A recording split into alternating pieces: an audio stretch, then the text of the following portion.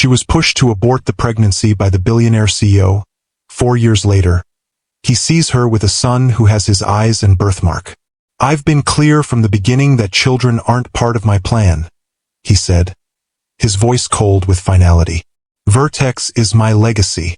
I can help you take care of this discreetly, but I need you to understand that this pregnancy cannot continue if you want a future with me." The words hung in the air between them like shattered glass, each syllable cutting deeper than the last. Maya's hand instinctively moved to her still flat stomach, a protective gesture that spoke volumes. "So that's it?" she whispered, her voice barely audible in the cavernous penthouse. "An ultimatum? Your empire or our child?" Dominic's expression remained impassive, the same face that had graced countless magazine covers. Handsome, determined, unyielding. "It's not an ultimatum, Maya. It's reality. I'm not father material. I never claimed to be." For years later, fate would force him to confront those words in the most unexpected way. Have you ever wondered what happens when life gives you a second chance you never asked for? When the choice you thought was final suddenly reappears, demanding to be reconsidered. This is the story of a powerful man who believed his legacy could only be measured in dollars and innovation, until he came face to face with the living legacy he once rejected. If you've ever had to choose between what's easy and what's right, or if you believe that people can truly change when given the chance, this story will resonate deep in your soul. Hit that like button if you believe some mistakes, no matter how devastating, deserve a path to redemption. I'm Mr. Harrison, and today I'm sharing the remarkable story of how a chance encounter in a park changed the lives of a billionaire CEO, a courageous single mother, and the innocent child connecting them.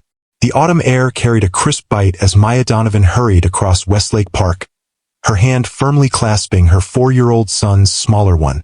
They were running late for Eli's pediatrician appointment, and Maya had taken the shortcut through the park despite knowing it bordered the gleaming headquarters of Vertex Technologies, the last place on Earth she wanted to be. "Mommy, can we get hot chocolate after?" Eli asked, his amber eyes bright with hope beneath a mop of dark curls that never seemed to stay combed for long. "If you're brave for Dr. Peterson, absolutely," Maya promised, smiling down at her son. She was so focused on Eli that she didn't notice the small group of executives exiting the glass tower ahead until it was too late to change course. Her steps faltered as she recognized the tall figure at the center, Dominic Archer, founder and CEO of Vertex Technologies, and the man who had once told her that having a child would be the biggest mistake of both our lives. For years had passed since she'd last seen him, since she'd walked away from his ultimatum and his empire with nothing but her dignity and the tiny life growing inside her. 4 years of building a new existence, of midnight feedings and first steps, of scraping together freelance design work between daycare pickups and pediatrician visits. For years, and yet the sight of him still made her heart stutter painfully in her chest. Maya tightened her grip on Eli's hand, hoping to hurry past unnoticed, but fate had other plans. Dominic glanced up from his conversation, his gaze sweeping casually across the park, until it landed on her. She watched recognition dawn in his expression, followed immediately by shock as his attention shifted to the child at her side. Even from 20 feet away, Maya could see the color drain from his face. Eli, oblivious to the tension, tugged at her hand. "Mommy, my shoe's untied." Maya crouched to fix the lace, using the moment to compose herself. When she straightened, Dominic had broken away from his group and was walking toward them with the purposeful stride that had once made her heart race for entirely different reasons. "Maya," he said, his voice as rich and commanding as she remembered. His eyes, however, never left Eli's face. "Dominic," she acknowledged, fighting to keep her voice steady. "We're in a hurry, so if you'll excuse us." "Wait." The word wasn't a request. "Please." She hesitated, torn between flight and the confrontation she'd imagined countless times over the years. "Who's that?" Eli asked, studying the stranger with innocent curiosity. "Just someone Mommy used to know," Maya answered carefully. "From a long time ago." Dominic crouched down to Eli's level, his bespoke suit incongruous against the playground woodchips. "Hello there. What's your name?" Elijah James Donovan. The boy answered proudly. I'm 4.5. 4.5, Dominic repeated softly. That's very grown up. Maya watched as Dominic's gaze traced her son's features, the shape of his eyes, identical to Dominic's own, and then, most damning of all, the small crescent-shaped birthmark at his temple, partially hidden by his curls. The same distinctive mark that 3 generations of Archer men had carried. When Dominic looked up at her again, his expression contained multitudes. Shock, anger, wonder, accusation. We really need to go, Maya said firmly, tugging Eli away. His doctor is waiting. Maya. Dominic's voice stopped her again. We need to talk. She turned back, meeting his gaze directly. No, we don't. You made your position perfectly clear 4 years ago. Nothing has changed. Everything has changed, he countered, gesturing subtly toward Eli. Not for me, she replied. Goodbye, Dominic. As she walked away, Maya felt his eyes on her back, knew with certainty that this brief encounter was only the beginning. Dominic Archer had built a technology empire through relentless determination and an unwillingness to accept defeat. He wouldn't simply let them disappear again. The text came 3 hours later, while Eli was napping after his appointment. We need to talk.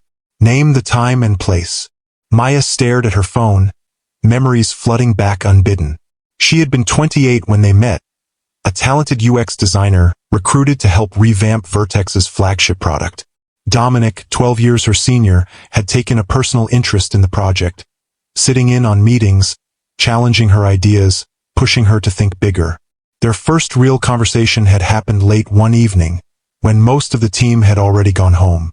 Maya was still at her desk, refining a user interface that had been giving her trouble all day. You're still here, Dominic had said, appearing in the doorway of the design lab. It's nearly midnight. Maya had looked up, startled to find the CEO watching her. I want to get this right, she'd replied simply. The current flow is clunky. Users deserve better. Instead of leaving, he'd pulled up a chair beside her. Show me. For the next 2 hours, they'd worked side by side, debating user psychology and interface design. By the time they finished, the sun was threatening to rise, and something had shifted between them. You don't back down, he'd observed as they rode the elevator down together. Even when arguing with the boss. Should I apologize for that? She'd asked, suddenly aware of their proximity in the small space. Never, he'd replied, his eyes holding hers. It's refreshing. Their attraction had been immediate and undeniable, though Maya had resisted at first, wary of office politics and power imbalances. But Dominic had been persistent, respectful, seemingly genuine in his admiration for her mind as much as her beauty. Have dinner with me, he'd asked a week later. Not as your CEO, just as someone who wants to know you better. People will talk, she'd countered. Let them, he'd shrugged. I've never cared much for other people's opinions. For 8 intoxicating months, she'd believed she'd found something rare. A partnership of equals despite their different positions. A connection that transcended the physical. Dominic had shown her a world she'd never known. From private gallery openings to spontaneous weekend trips to Paris. But more importantly, he'd seemed to value her perspective, her creativity, her independence. You challenge me, he told her one night as they lay tangled in the sheets of his penthouse bedroom. No one challenges me anymore. Poor billionaire, she teased. Surrounded by yes-men and sycophants. Exactly why I need you, he'd replied, pulling her closer. To keep me honest. But honesty had its limits. As Maya discovered the morning she'd sat alone in her bathroom, staring at the positive pregnancy test in her trembling hands. She'd planned how to tell him carefully, choosing a quiet evening at his penthouse rather than a public setting. She'd even allowed herself to imagine a positive reaction. Surprise, certainly, but perhaps also a cautious joy, an openness to a future neither had planned but might embrace together. How wrong she had been. I've been clear from the beginning that children aren't part of my plan, he'd said, his voice cold with finality. Vertex is my legacy. I can help you take care of this discreetly, But I need you to understand that this pregnancy cannot continue if you want a future with me. The man who had claimed to value her independence was suddenly issuing ultimatums. The partner who had admired her strength now expected her to bend to his will on the most personal decision of her life. She'd walked out of his penthouse that night and never returned, changing her phone number and taking a design job with a small firm across the city. She told no one who her baby's father was, not even her closest friends. Some secrets were safer kept. Now, staring at his text, Maya knew the careful life she'd constructed was about to unravel. Dominic had seen Eli. He knew. Tomorrow, 2 p.m., Meridian Park. Public place, short conversation. She finally replied. His response was immediate. I'll be there. If you've ever had to make a difficult choice that changed the entire course of your life, hit that like button right now. And if you're curious to see what happens when these two strong-willed people confront each other after 4 years of silence, subscribe to Timeless Love Tales with Mr. Harrison. The most revealing part of the story is still to come, and you won't want to miss what happens when a man who rejected fatherhood comes face to face with the son he never knew. Maya arrived at the park early, choosing a bench with clear sightlines in all directions. She'd arranged for her neighbor to watch Eli, unwilling to subject him to the tension of this meeting. The playground buzzed with afternoon activity, parents chatting while children clambered over equipment. Normal people living normal lives, untouched by the drama about to unfold on her quiet bench. Dominic appeared precisely at 2, as punctual in this as he was in all things. He dressed down in dark jeans and a gray cashmere sweater, but still managed to look like he'd stepped from the pages of a luxury magazine. Heads turned as he crossed the park, recognition flickering on faces. The tech billionaire was a local celebrity. His image frequently splashed across business publications and society pages. Thank you for meeting me, he said, taking a seat beside her, careful to leave appropriate space between them. Let's not pretend this is a social call, Maya replied. Say what you came to say. Dominic studied her for a moment, his expression unreadable. He's mine, isn't he? Elijah. Biologically, yes, she acknowledged. In every way that matters, he's mine. Why didn't you tell me? The question held a dangerous edge. You made it abundantly clear you didn't want children, Maya said evenly. You pushed me to terminate the pregnancy. What was I supposed to think had changed? I had a right to know. And what would you have done with that knowledge? She challenged. Suddenly embrace fatherhood after telling me a child would ruin everything you'd built? Or would you have made our lives hell with lawyers and threats and attempts to control a situation you'd already rejected? His jaw tightened. You didn't give me the chance to decide. No, I didn't, Maya agreed. I made the decision that protected my child and myself from someone who had already shown exactly how he felt about our existence. Silence stretched between them, taut with unspoken accusations and defenses. Around them, life continued. Children laughing, parents calling. The everyday symphony of family life that had been Maya's world for 4 years and completely foreign to Dominic's.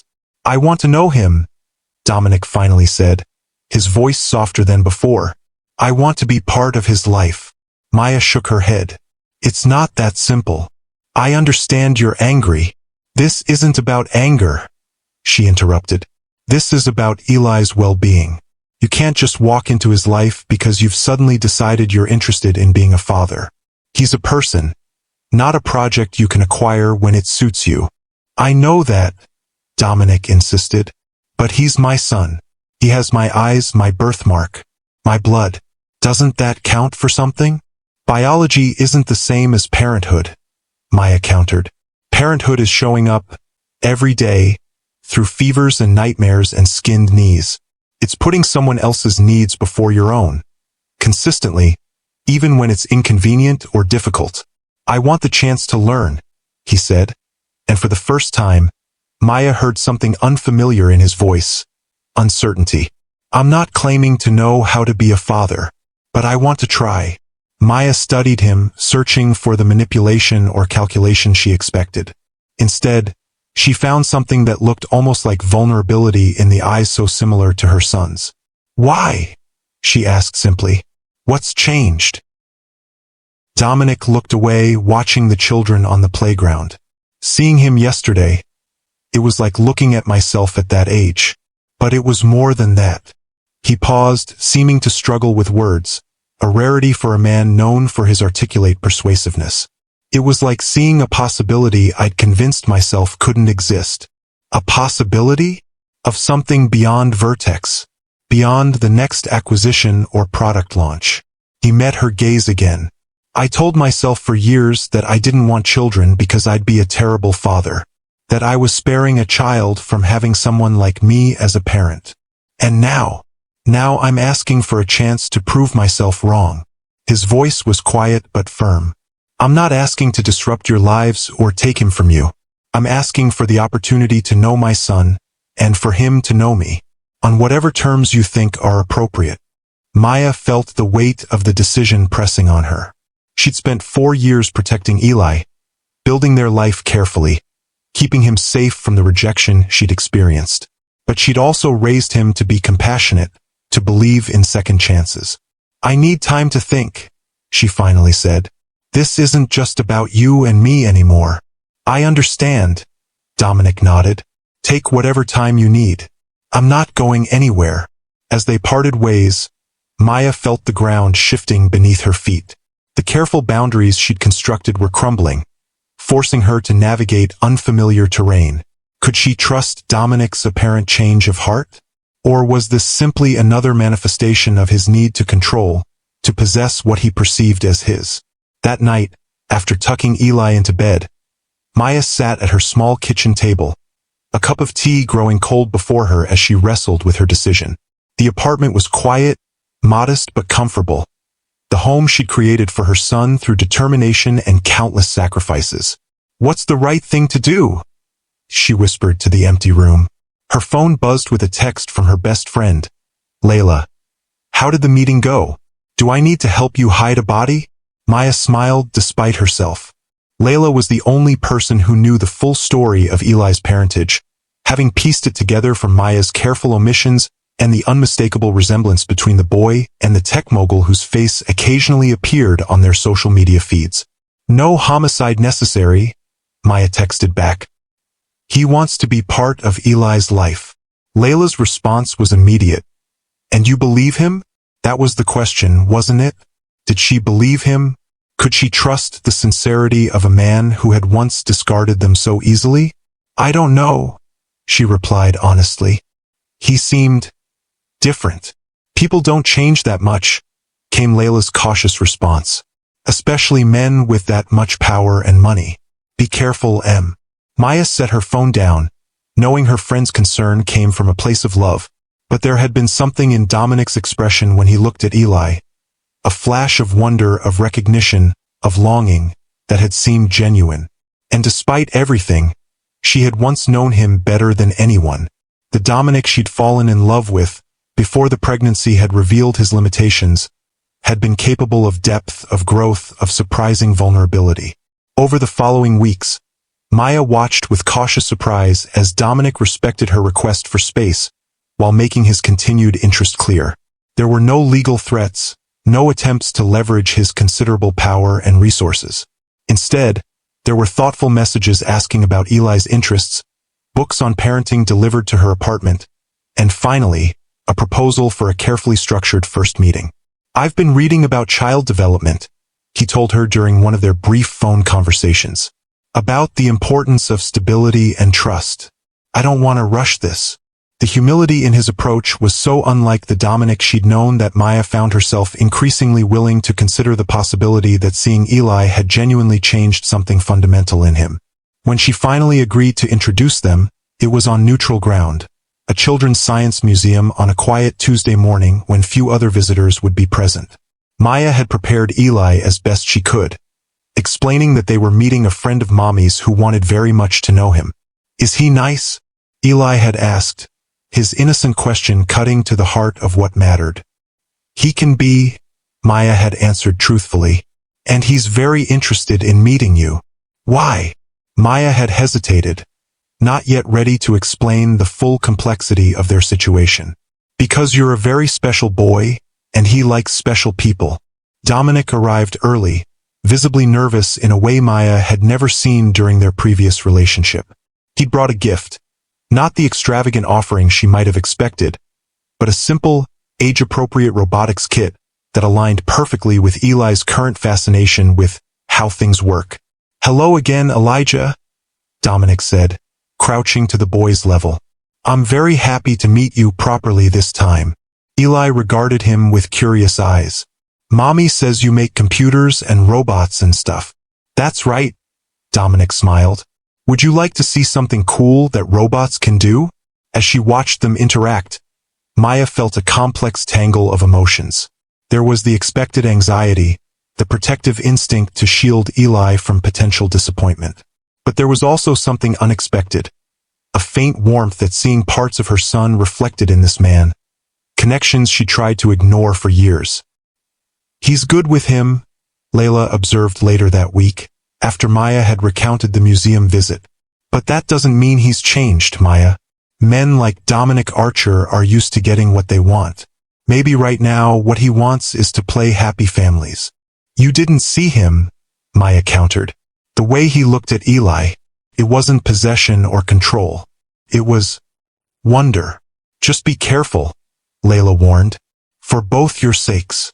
If you've ever had to decide whether someone deserves a second chance after hurting you deeply, hit that like button. And if you're wondering whether Dominic's change of heart is genuine or just another form of control, subscribe to Timeless Love Tales with Mr. Harrison. In our next segment, we'll see if a man who built his identity on power and success can truly learn to put someone else's needs before his own. The first real test of Dominic's commitment came 3 weeks after the museum visit. They had established a careful routine, supervised visits once a week, always in public places, always with Maya present. Eli had warmed to Mr. Dominic quickly, delighted by the man's knowledge of technology and genuine interest in his questions. Then came the night Eli spiked a fever of 103, his small body burning with infection as Maya rushed him to the emergency room at 2 a.m. Without thinking, operating on pure instinct, she had called Dominic. "Eli's sick," she'd said when he answered immediately, despite the hour. "We're at Mercy General. I'm scared." "I'm on my way," Dominic had replied without hesitation. 20 minutes. He'd arrived in 18, still wearing the dress pants and rumpled shirt from whatever late meeting he'd been in. His hair disheveled as if he'd run his hands through it repeatedly during the drive. The sight of him striding through the emergency room doors, eyes scanning frantically until they found her, had stirred something Maya had thought long buried. "Where is he? What happened?" Dominic asked, his usual commanding presence replaced by genuine concern. "They're running tests," Maya explained, her voice hoarse from worry. "His fever spiked so suddenly. He was fine at bedtime and then..." Without thinking, Dominic pulled her into an embrace. For a moment, Maya allowed herself to lean into his strength, to accept the comfort she'd been too proud to seek from anyone else. "Mr. and Mrs. Donovan?" a nurse called, breaking the moment. Maya pulled away quickly. "It's just Ms. Donovan," she corrected, moving toward the nurse. "This is a friend." The look that flashed across Dominic's face, a mixture of hurt and resignation, was gone so quickly Maya almost thought she'd imagined it. But there was no time to analyze it as they were led to Eli's room, where the small boy lay pale against the hospital sheets, and 4 in his tiny arm. "Mommy," he whimpered, reaching for her. Then his eyes widened slightly. "Mr. Dominic came too?" "Of course I did, buddy," Dominic said, his voice gentle as he approached the bed. "Your mom called and said you weren't feeling well. I wanted to make sure you were okay." "It hurts," Eli admitted, his lower lip trembling. "I know," Dominic said, carefully sitting on the edge of the bed. "But you know what? You're being incredibly brave. Much braver than I would be." "Really?" Eli asked, distracted momentarily from his discomfort. "Absolutely. When I was a little boy and got sick, I was a terrible patient. Just ask your mom. I'm still not great with needles." Maya watched in amazement as Dominic continued to distract Eli with stories and gentle questions, keeping the boy's mind off his discomfort until the doctor arrived with a diagnosis of strep throat and a treatment plan. Throughout the long night, Dominic never left.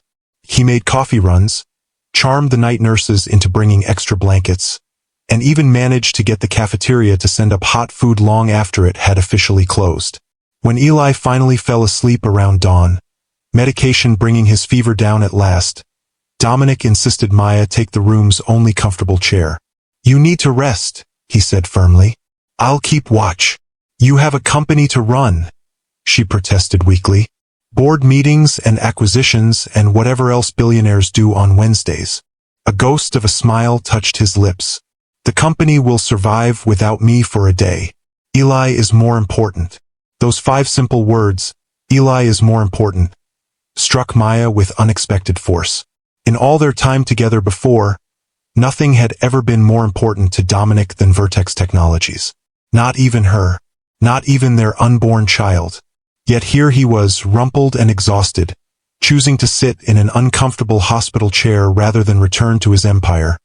All for a little boy he'd known for less than a month. "Thank you," she whispered, finally allowing her eyes to close. "For coming. For staying." "Always," he replied softly, and in her exhaustion, Maya almost believed him. Eli recovered quickly, as children often do, but something fundamental had shifted in the delicate balance between Maya and Dominic. The emergency room visit had revealed a side of him she'd never seen, or perhaps had never allowed herself to see. A man capable of putting someone else's needs before his own, of showing up when it mattered most. Over the following months, Dominic gradually became a presence in their lives. He approached fatherhood with the same focused determination he brought to business, but tempered with a humility Maya had never seen in him before. He read parenting books, consulted child development experts, and most importantly, followed Maya's lead on what Eli needed. "I want to take him to the aquarium this weekend," he suggested one evening as they sat on Maya's small balcony, Eli already asleep inside. "He's been talking about marine biology since that documentary we watched." "He'd love that," Maya agreed. "But Dominic, we should talk about what this is becoming." "What do you mean?" "These visits, these outings, they're starting to feel like family time." She chose her words carefully. "I need to know what your expectations are. For Eli. For us." Dominic was quiet for a long moment, his gaze fixed on the city lights spread below them. "I don't have expectations," he finally said. "I have hopes." "Which are?" "That I can be the father Eli deserves. That someday he might be proud to call me dad." He turned to look at her directly. "That you might eventually forgive me for the worst mistake of my life." "I have forgiven you," Maya said softly. "I wouldn't have let you into Eli's life if I hadn't." "But not into yours," he observed, his tone free of accusation. "And I understand why. I broke something precious between us, Maya. I know that." The honesty in his voice, the absence of the manipulation she'd once feared, touched something deep within her. This was not the same man who had issued cold ultimatums in a penthouse 4 years ago.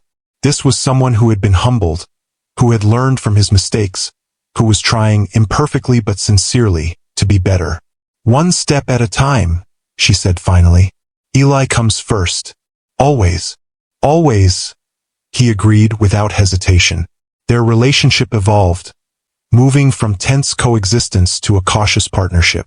The attraction that had once drawn them together remained, complicated now by history and responsibility, but also deepened by watching each other in this new context.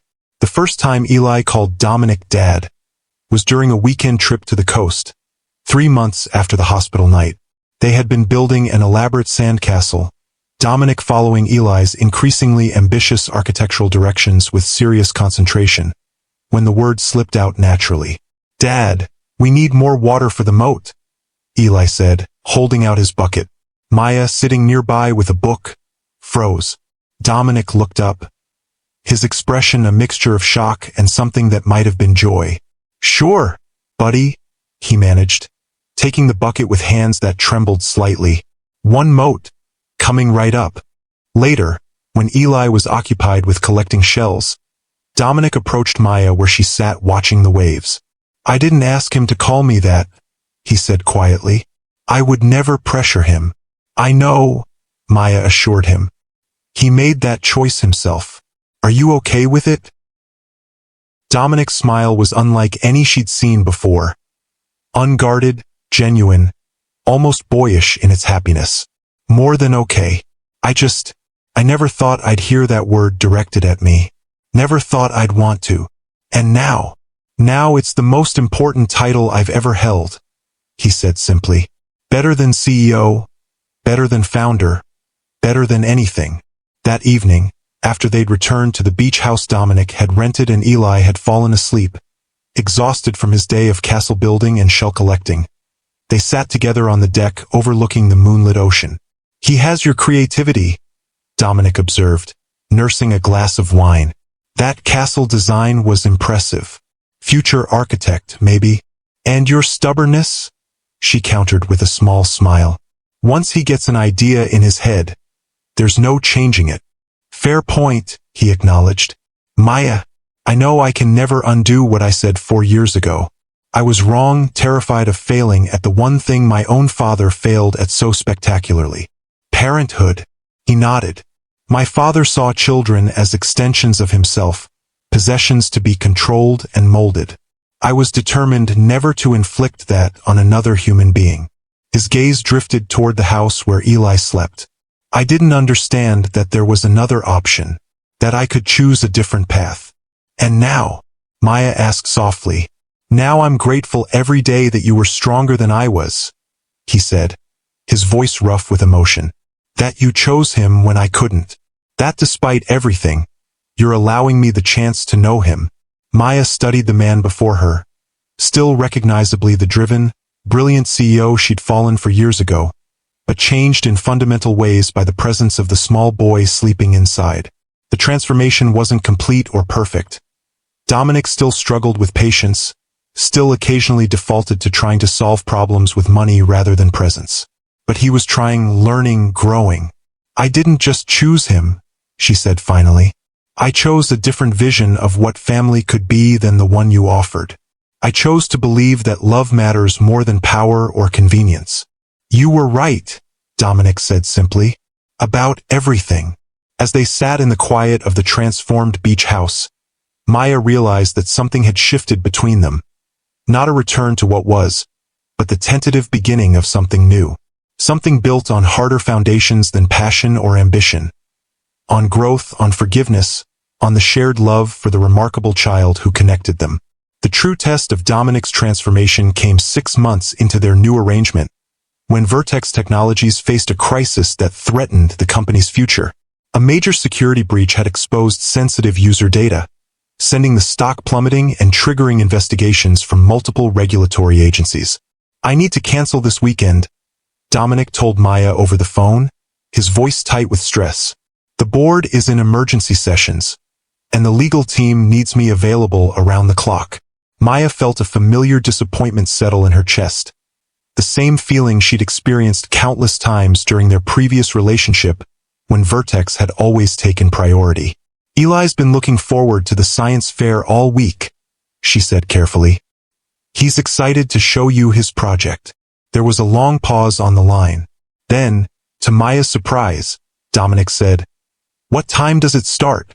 3 o'clock. But Dominic, if you're in the middle of a crisis, I'll be there, he interrupted. The board meeting ends at 2. I'll come straight from the office. Are you sure? This sounds serious. It is serious, he acknowledged. But so is my commitment to Eli.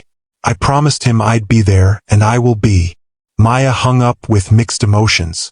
She wanted to believe Dominic would follow through, but experience had taught her that Vertex always came first in moments of crisis. She prepared herself to comfort a disappointed Eli, just in case. The science fair was crowded with excited children and proud parents when they arrived. Eli bounced nervously beside his display, a working model of renewable energy sources that he and Dominic had spent weeks perfecting together. Do you think Dad will really come?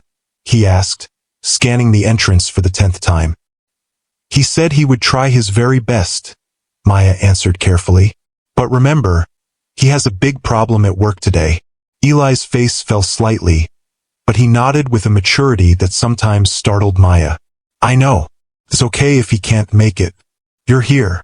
Maya's heart ached at his easy acceptance, his readiness to be disappointed by a father figure who had only recently entered his life. This was exactly what she had feared. Eli becoming attached, only to learn the harsh lesson that Dominic's priorities would always lie elsewhere when push came to shove. The judging began at 3:30. By 3:45, Maya had resigned herself to Dominic's absence. She took photos of Eli proudly explaining his project to the judges, determined that at least one parent would fully document this milestone. Then, just as the judges moved to the next display, a commotion at the entrance caught her attention. Dominic was hurrying through the doors, still in his business suit, slightly out of breath as if he'd run from the car. His eyes scanned the room frantically until they found Eli. The boy's face lit up with pure joy. Dad, you came. Of course I came, Dominic said, crouching to receive Eli's enthusiastic hug. I wouldn't miss this for anything. I'm sorry I'm late. Did I miss the judging? They just finished with me, Eli reported excitedly. But you can still see my presentation. I remembered everything we practiced. As Eli launched into his carefully rehearsed explanation of wind and solar energy, Maya noticed something she hadn't seen before. Dominic's complete and undivided attention. No checking his phone, no distracted glances, no signs that his mind was elsewhere. Despite what must be an unprecedented crisis at Vertex, he was fully present, his focus entirely on the small boy beaming up at him. Later, after Eli had proudly accepted his honorable mention ribbon and they were walking to the car, Maya finally asked the question that had been on her mind. How bad is it? At Vertex, Dominic's expression tightened momentarily. Bad. The stock dropped 20% today. The board is pushing for immediate action, possibly sacrificing some key privacy features to appease regulators. And you left in the middle of that to come to an elementary school science fair? He looked at her directly, his gaze unwavering. 5 years ago I wouldn't have. Nothing would have pulled me away from the office during a crisis like this. But now, he looked at her directly, his gaze unwavering. 5 years ago I wouldn't have. Nothing would have pulled me away from the office during a crisis like this. But now. He glanced at Eli, who was skipping ahead of them, ribbon clutched tightly in his hand. Now I understand there are different kinds of failure. Disappointing shareholders is one thing. Disappointing him is something I can't bear to do. The simple honesty in his voice touched something deep within Maya. This, more than any grand gesture or declaration, proved that Dominic had truly changed. Not perfectly, not completely. He was still the driven, ambitious man she'd always known. But his priorities had shifted in a fundamental way she had never thought possible. That night, after Eli was asleep, Maya found herself standing on her small balcony, staring at the city lights and thinking about second chances, about forgiveness, about the possibility of building something new from the ruins of what had been broken. A soft knock at her door interrupted her thoughts. She opened it to find Dominic standing there, still in his work clothes but with his tie loosened, looking exhausted but determined. I'm sorry to come by so late, he said. I needed to see you. Is everything okay? With Vertex? No, he admitted with a tired smile. But that's not why I'm here. Maya stepped back, allowing him to enter. Why are you here then? Dominic moved to the living room but remained standing, as if too restless to sit. Today, when I was sitting in that board meeting, watching everyone panic about stock prices and market share, all I could think about was Eli's face if I didn't show up. And yours. He ran a hand through his hair, a gesture of vulnerability she remembered from their past. I realized something important. What's that? That I've been trying so hard to be a good father to Eli, to make up for my initial rejection, that I haven't properly addressed what I did to you. His voice grew softer. I hurt you, Maya, deeply. I put you in an impossible position and then punished you for choosing the right path when I couldn't see it. Maya felt her throat tighten with unexpected emotion. Dominic, please let me finish, he said gently. I've spent these months focused on earning Eli's trust, on learning to be the father he deserves. But I haven't told you what you deserve to hear, that I was wrong, that I regret every day the pain I caused you, that watching you mother our son with such grace and strength has shown me what true courage looks like. The words hung between them, honest and raw in a way their conversations had rarely been, even during the best times of their previous relationship. I don't expect forgiveness, he continued when she remained silent. And I'm not asking for us to go back to what we were. That's not possible and maybe not even desirable. But I want you to know that I see you, Maya, not just as Eli's mother, but as the remarkable woman who stood her ground when it mattered most, who chose love over fear, who built a beautiful life despite every obstacle. Maya felt tears threatening and blinked them back. Why are you telling me this now? Because life is unpredictable, he said simply. Because today reminded me that what matters isn't what we build or what we own, but who we become and who we love. And because you deserve to hear it, whether or not it changes anything between us. In that moment, looking at the man before her, humbled by parenthood, changed by love, finally able to see beyond his own ambitions, Maya felt something shift within her heart. Not forgiveness, which she had already given, but something else. Something like possibility. It changes things, she said softly. Not everything, not all at once, but something. Over the following months, they navigated this new territory carefully. There were setbacks. Moments when Dominic's workaholic tendencies resurfaced. Times when Maya's protective instincts made her hold Eli too close. But there were also breakthroughs. Family dinners where laughter flowed easily. Quiet evenings when they could discuss Eli's future with shared purpose. Moments of connection that felt both familiar and entirely new. On Eli's 5th birthday, they hosted a small party at Dominic's home. A space that had been transformed over the past year, becoming warmer, more welcoming, filled with evidence of a child's presence. As they watched Eli blow out his candles, surrounded by friends and the makeshift family they had created, Dominic reached for Maya's hand. "Thank you," he said quietly, "for giving me a second chance. For showing me what matters." "You did the hard work," she replied, squeezing his hand. "You changed, because you were brave enough to show me a better way." His eyes held hers, filled with an emotion that needed no name. "I love him so much, Maya, and I never stopped loving you, even when I was too blind to see what that should have meant."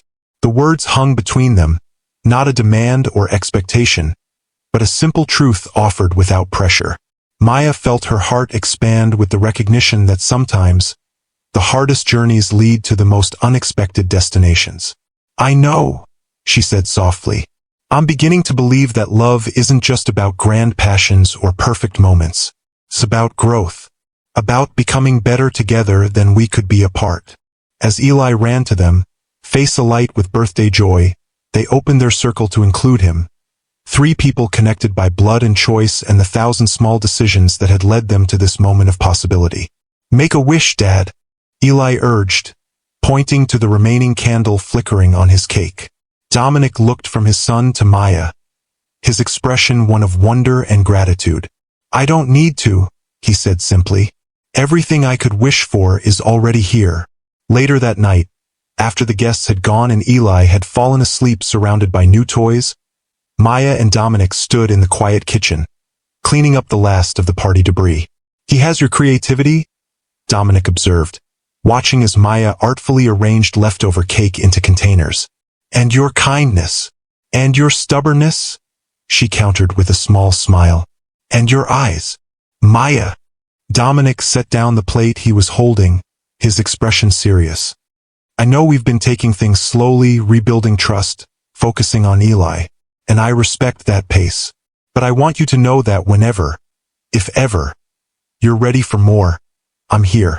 Not as the man I was, but as the man you and Eli have helped me become." Maya studied the man before her, still recognizably the driven, brilliant CEO she'd fallen for years ago, but changed in fundamental ways by the presence of the small boy sleeping down the hall, by the journey they had taken together, by the choices that had broken them apart and the love that had, improbably, begun to heal those fractures. I didn't just choose him, she said finally, echoing words she'd spoken months before. I chose a different vision of what family could be than the one you offered. I chose to believe that love matters more than power or convenience. You were right, Dominic said simply. About everything. Not everything, Maya corrected gently. I didn't believe people could truly change. I didn't believe second chances could lead to something better than what was lost. I'm still learning that lesson. As she stepped toward him, closing the distance between them with deliberate purpose, Maya realized that something had shifted between them. Not a return to what was, but the tentative beginning of something new. Something built on harder foundations than passion or ambition. On growth, on forgiveness, on the shared love for the remarkable child who connected them. She reached up, her hand gently touching his face, tracing the lines that hadn't been there 4 years ago. Lines of worry, of growth, of the hard-won wisdom that had transformed him from the man who had once rejected their child into the father who would rearrange the world to see his son smile. Maya, he whispered, her name a question and a prayer on his lips. She answered not with words but by rising on her toes, bringing her lips to his in a kiss that held all the complexity of their journey. The pain of the past, the joy of the present, the promise of a future neither could have imagined when they'd stood in that penthouse 4 years ago, making choices that would alter the course of their lives forever. The kiss was gentle at first, tentative, both of them aware of all that lay between them. The hurt, the growth, the forgiveness still taking root. But as Dominic's arms encircled her, drawing her closer with a reverence that spoke volumes about how he valued this second chance, the kiss deepened into something more profound.